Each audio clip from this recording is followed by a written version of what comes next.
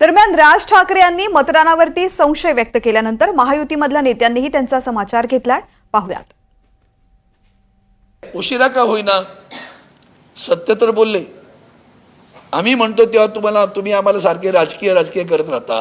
श्रीमान राज ठाकरेजी यांनी त्यांच्या राज्यस्तरीय पदाधिकारी संमेलनामध्ये जो एक नरेटिव्ह सेट करण्याचा प्रयत्न करत आहेत तो अर्ध आणि अर्धवट माहितीच्या आधारावर आहे.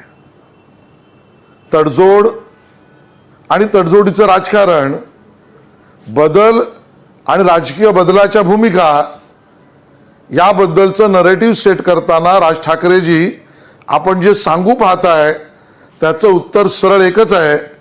भारतीय जनता पक्षाने तडजोडीचं राजकारण कधीच केलं नाही. माननीय राजसाहेब ठाकरे हे महाराष्ट्रातील एक मोठे नेते आहेत, पण या महाराष्ट्राने कायम त्यांची बदलणारी भूमिका बघितलेली आहे. कायम ऋतूप्रमाणे आपली भूमिका बदलणारी मनसे. माझी तर त्यांना विनंती आहे की ह्या झालेल्या निवडणुकीमध्ये त्यांनी जवळजवळ 128 जागा लढवल्या.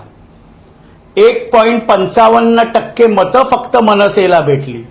आज अशी परिस्थिती आहे की निवडणूक आयोग त्यांचं चिन्ह रेल्वे इंजिन हे त्यांच्यापासून जातं का ही परिस्थिती उद्भवलेली आहे.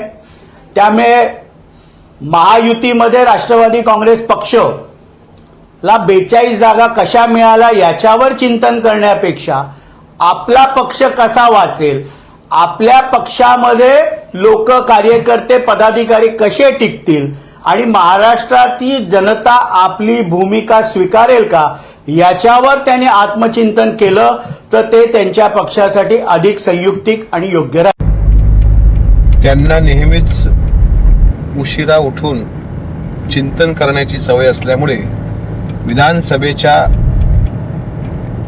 स्वतःच्याच घरातील दारुण पराभवानंतरच्या 1.5 महिन्याच्या कालावधीनंतर आज राष्ट्रवादीच्या 42 जागा कशा आल्या हा शॉक त्यांना 1.5 महिन्यानंतर बसलाय.